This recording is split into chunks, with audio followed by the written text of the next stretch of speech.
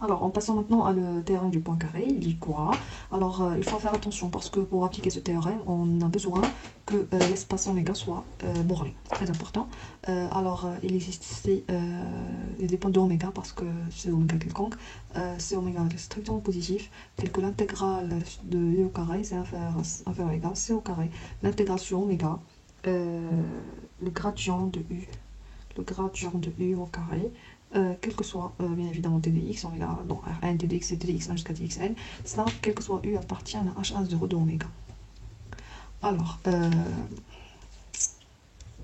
oméga borné, il existe ici, tel que on a ça. Alors ça c'est quoi? C'est la norme de u.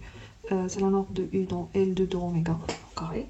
C'est inférieur à c au carré. Et ça, c'est exactement la norme de u dans h1 de oméga au carré. Oui, ça c'est la norme. Alors, c'est la même chose que la norme de H1, mais produit scalaire, ou bien la norme dans L2, ça disparaît, il ne reste que la deuxième partie. Très bien. Alors, on va définir la norme dans H1 de oméga. On a dit que CU appartient à H1 d'oméga. On a si au carré, ou bien c'est la même chose. H1 d'oméga, c'est l'intégrale, c'est racine, puisque c'est en carré, de le gradient de U au carré. On peut même définir le produit scalaire UV dans H1 d'oméga. C'est l'autre partie, c'est la somme de I allant de 1 jusqu'à N, de produit scalaire T de U sur T de XI, T de V sur T de XI dans L de oméga. Alors ici, on doit savoir que la norme sur H1 d'oméga, la norme, elle est équivalente à la norme sur H1 d'oméga. Alors ils sont équivalentes. Pourquoi? Alors puisque ici la norme c'est que cette partie, alors c'est bien évident. On peut voir que la norme sur H1 d'oméga, elle est inférieure à la norme sur H1 d'oméga, parce que la norme sur H1 d'oméga, on a une petite chose ici ajoutée. Alors si elle est inférieure, très bien. Pour l'autre temps. Alors pour l'autre inégalité, pour montrer l'autre inégalité, c'est-à-dire ça, je vais prendre U, elle est dans H1 d'oméga. Vous voyez, au carré, c'est l'intégrale sur au carré plus l'intégrale laplacien de U au carré. Alors ça, on va utiliser le théorème de point carré, il est inférieur à C carré plus cette quantité elle est ici, alors c'est 1 plus C au carré. Alors 1 plus C au carré, le gradient de l'intégrale du gradient de U au carré, et ça c'est exactement 1 plus temps encore. Alors c'est 1 plus c au carré, le gradient de u c'est 1 plus c au carré, et le gradient de u c'est la norme par rapport à, ça c'est la norme de u par rapport à h1 de oméga au carré bien évidemment, d'où ils sont équivalents. C'est très intéressant de savoir ça. Très bien. Ici, c'est une inégalité de points carrés nous donne une inégalité entre L2 et h1 de oméga. C'est très très important cette inégalité. Mais pour bien comprendre ce théorème et le fixer, on va voir la preuve. Alors, très bien, alors on va voir maintenant la preuve. Alors, oméga il est borné, et il existe C est égal à C de oméga strictement positif, c'est que l'intégration oméga U au carré inférieur à C au carré l'intégration oméga, le gradient de F au carré, bien évidemment T de X, quel que soit U appartient à H1 de oméga. Très bien. On sait que H1 d'oméga, c'est T de oméga bar par rapport à la norme d'H1 d'oméga. Oui, alors on sait que, qu'est-ce qu'on sait sur cet espace, c'est que T d'oméga, l'ensemble des fonctions test, est dense ici. Alors, pour bien comprendre les choses, ce qu'on va faire dans la preuve, on va montrer la chose pour les fonctions test. Et si c'est vrai pour les fonctions test, on va prendre une fonction ici et après on va l'approcher par une fonction test lorsqu'on est tombé à l'infini, et ça reste l'inégalité resterait, tout simplement. Alors, je ne vais pas montrer pour H1 oméga, je vais montrer par T d'oméga. Alors, soit phi appartient dans T d'oméga à une fonction test, la support compacte. Alors, on a oméga, il est borné, alors il est inclus dans un pavé à PI de I allant de 1 jusqu'à N. Alors, je vais, puisque phi, c'est normalement, c'est phi de x1 jusqu'à phi de xn. C'est ça, c'est ce qu'on a normalement. Alors, mais je vais, qu'est-ce que je vais faire? Je vais prendre la première variable, je vais la remplacer par notre variable, par exemple t. Alors phi, c'est la même chose que phi de t x2 jusqu'à xn, ça reste la même chose, c'est clair? Très bien. Alors qu'est-ce que je vais faire après? Je vais faire deux étapes. Fais attention parce que j'aurai besoin de ces deux étapes après. Première étape, je vais calculer l'intégrale sur 1,1, c'est-à-dire le premier pavé ici. Ici, c'est A1, P1, croix jusqu'à AN, Pn. Alors, l'intégration A1 jusqu'à T de T de phi sur T de S, S, X2 jusqu'à Xn. Bien évidemment, ici, T de S jusqu'à T de X, T de X2 jusqu'à T de Xn. Très bien. Alors, ça, c'est quoi? Puisque ça, c'est la dérivée, alors c'est phi. Alors, phi entre A1 et... Alors, c'est phi entre T, d'abord x2 jusqu'à xn, moins phi a1 x2 jusqu'à xn. Mais on sait que phi est la support compact. Alors, phi est support compact inclus dans t d'oméga, alors c'est inclus ici, alors dans A1 c'est 0, alors ça c'est 0. Alors cette intégrale c'est exactement phi de t x2 jusqu'à xn. Ça c'est la première chose. La deuxième chose qu'on aura besoin, je vais calculer phi carré. Puisque ici je vais intégrer par rapport à u, et ici par rapport à phi, ça c'est l'intégral phi carré. Alors je vais calculer phi carré d'abord. Alors phi carré de t x2 jusqu'à xn. x2 jusqu'à xn c'est quoi? C'est, on a dit que phi c'est exactement ça. Alors phi carré c'est tout ça au carré, ça au carré, c'est celui-là au carré. Alors c'est l'intégrale de A1 à t, t de phi sur t de s, s x2 jusqu'à xn au carré. Très bien. Alors, qu'est-ce que je vais faire après? Alors, ça, je multiplie par A. Je peux utiliser le négatif de Cauchy-Schwarz, c'est-à-dire le produit scalaire de FG inférieur égal à au carré inférieur égal à FF fois GG pour la norme L2, L2, c'est-à-dire le produit des intégraux, des intégrales. Alors, c'est inférieur. Alors, ici, on va trouver l'intégrale sur A1, T de 1 au carré. Alors, c'est 1. Alors, c'est T moins A1 fois l'intégrale. Fois l'intégrale de A1 à T de T de phi sur T de S au carré, bien évidemment, T de S, etc. Très bien. Ça, c'est la deuxième chose. Alors, rappelez de ça. Et rappelez de ça. On aura besoin de ça. Très bien. Alors, je continue. On continue ici. Alors, moi, je vais montrer négatif de en carré, c'est-à-dire l'intégrale de E au carré. C'est ce qu'on va montrer. Inférieur égal à C au carré, l'intégration méga, le gradient de U au carré. Ça, c'est notre but. C'est-à-dire retrouver le C, mais pour U, c'est phi. U, c'est phi. C'est la première chose. Alors, je vais commencer par l'intégration oméga phi au carré. On a phi carré, on a dit que c'est l'intégration oméga phi au carré t x1 jusqu'à xn dt t de x, puisque c'est la même chose que ça. On va utiliser ça, c'est faire l'intégration oméga t moins 1, l'intégrale de a1 à t, t de phi sur t de s au carré ts, t de t, t de x. Voilà, t de phi, t de x. Après, on va utiliser Fourier, on a le droit. Je vais permettre les intégraux. Alors ici, je vais faire ici l'autre côté. C'est l'intégrale de 1 à t, t moins 1. Mais d'abord, c'est inférieur. Ici, je vais majorer a par p1. C'est inférieur, bien évidemment. Alors, c'est l'intégrale, fois l'intégration, mais là, t de phi sur t de s au carré, t de s. Ici, tt, ça, t de x. Très bien. Alors, ça, on fait un intégral. Alors, c'est entre A1, c'est 0 pour t. Alors, c'est t moins a1 sur... Non, ici, on a dit que c'est P1. Alors, c'est P1 moins 1 au carré sur 2. Fois l'intégration oméga. Ça, c'est la dérivée, c'est la Laplacienne de phi au carré. Très bien. Alors, ça, c'est exactement, c'est le C au carré qu'on cherche. Le C au carré, attends. Alors, le C au carré qu'on cherche, c'est exactement ça. Alors, l'inégalité que je cherche, c'est vrai pour phi. C'est l'intégrale phi carré inférieure à c carré, l'intégrale de le gradient de phi au carré. Très bien. Maintenant, je vais prendre une fonction appartenant à h1 de 0 d'oméga.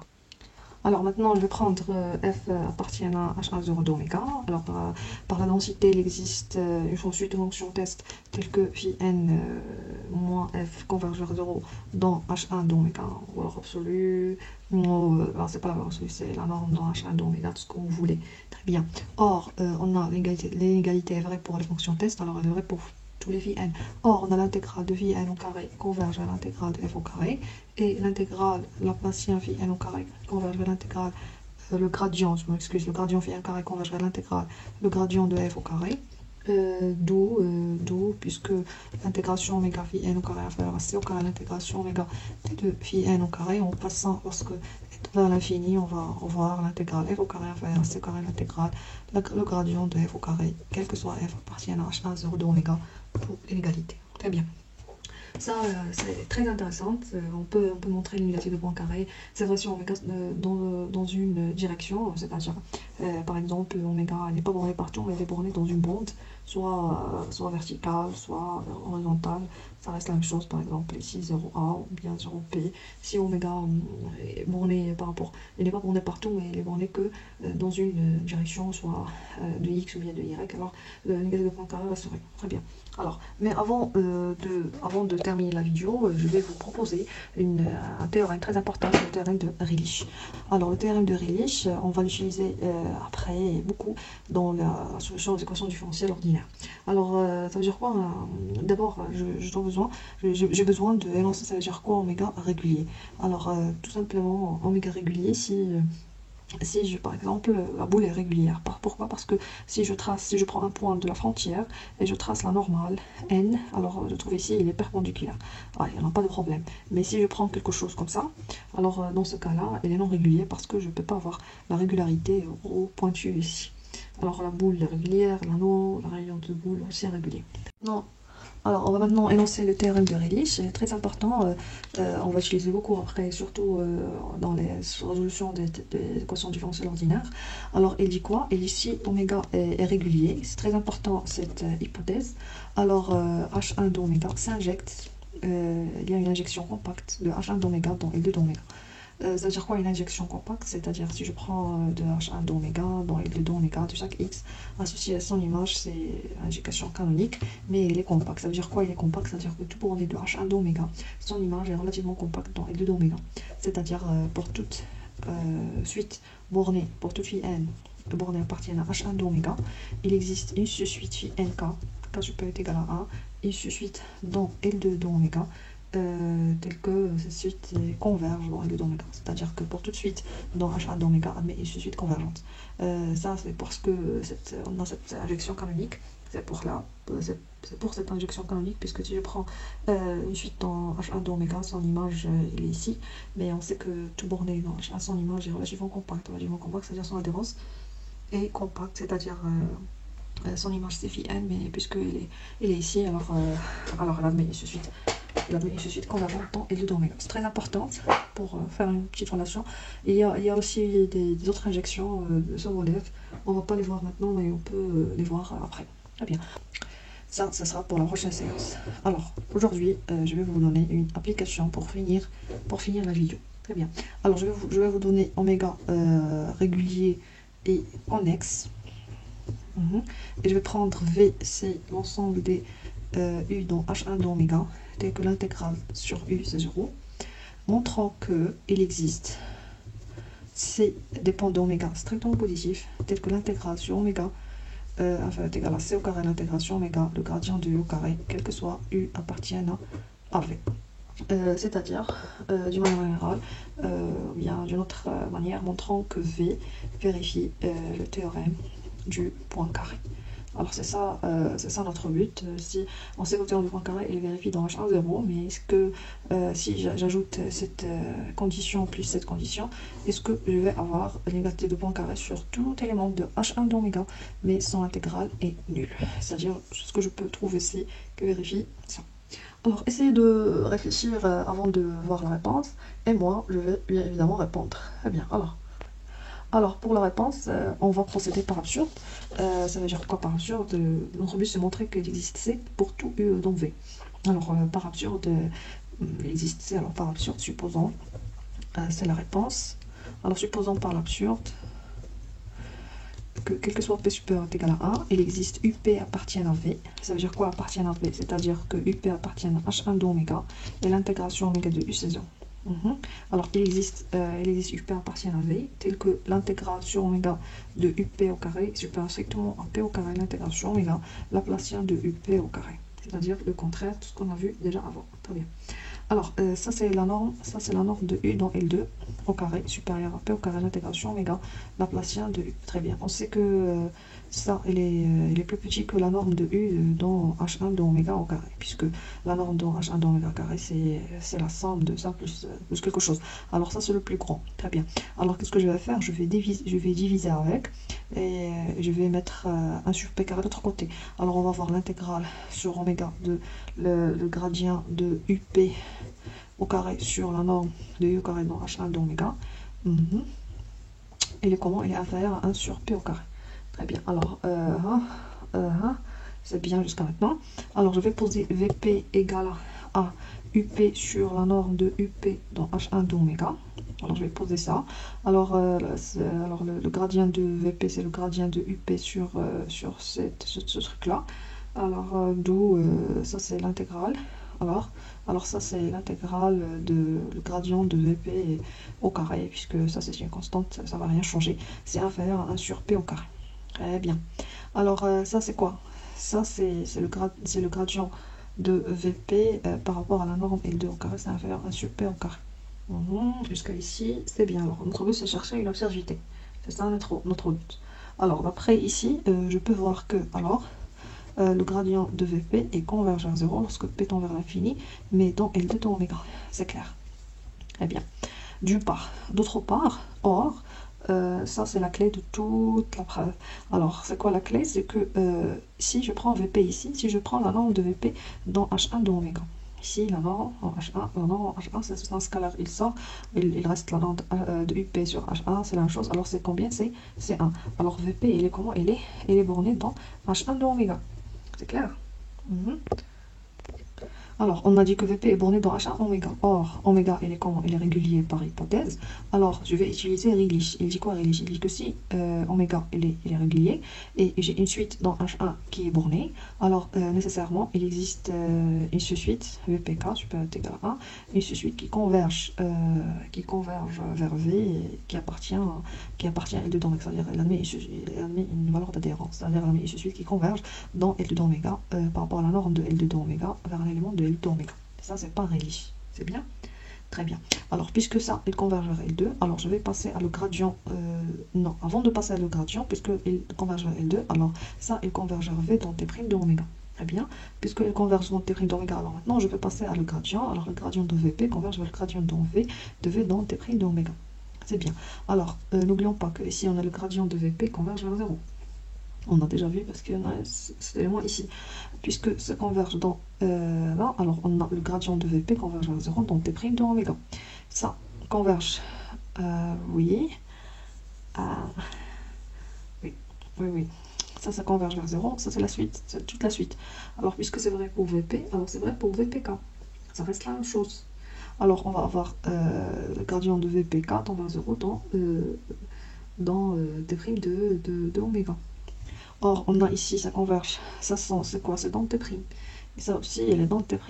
Alors, nécessairement, d'où, d'après l'unicité, le gradient de V, c'est égal à 0. Alors ici, ça, on peut passer à VPK, puisque ici, pour tout P. Alors, pour PK, ça, on va avoir VPK, c'est PK sur ça. Alors ça, ça fait 1 sur PK, tend vers 0 lorsque K tend vers l'infini. Alors ça reste la même chose. Alors, on a ici le gradient de V égale à 0. Or, oméga, il est comment? Il est connexe par... Et si vous rappelez de la dernière séance, on a vu que si oméga est connexe et le gradient égale à 0, alors V, c'est une constante. Très bien. Dès maintenant, jusqu'à maintenant, c'est bien. Alors V, c'est une constante. Alors, elle est où l'absurdité? Alors, on va chercher ici, je pense. Alors, on a VPK converge vers V. V, c'est quoi? C'est une constante. Alors, on va avoir VPK converge vers une constante dans L2 de oméga. C'est bien? Très bien. Alors, puisque ça converge vers une constante dans L2 de oméga, alors, qu'est-ce qu'on a encore? Alors, on avait PK converge vers C dans L2 d'oméga, très bien. Alors, le gradient de VPK converge vers le gradient de C. Le gradient de C, ici, pour passer le gradient, on doit avoir T'. Alors, c'est la même chose. Alors, on a ça converge vers C dans ça, on va faire T'. On va passer à le gradient. Alors, ça, c'est 0 dans L2 oméga. Mais n'oublions pas que ça, c'est les dérivés de VPK par rapport à chaque composante x1 jusqu'à VPK par rapport à xn, c'est-à-dire on a une composante, alors c'est dans L2 à la puissance n. Très bien. Alors on a VPK converge vers C dans L2 de oméga. Très bien. Et le gradient converge vers 0 dans L2 à la puissance n. Alors on peut conclure que VPK converge vers C dans H1 de oméga. Dès maintenant, tout va bien. On voit aucune absurdité. Mais on est prêt. Alors, on va revenir ici encore. Alors, puisque je vais revenir ici, alors on a VPK converge vers C dans L2 de oméga. Très bien. Non, non, non, non. Alors, ici. Non, non, non, non, non. Attends, attends, attends. Alors, on avait PK converge vers C dans H1 d'oméga. Alors maintenant, on va passer à l'intégrale. Alors, l'intégration oméga de VPK converge vers l'intégration oméga de C, bien évidemment, de C de X. C'est déjà constante, alors c'est C fois la mesure de oméga.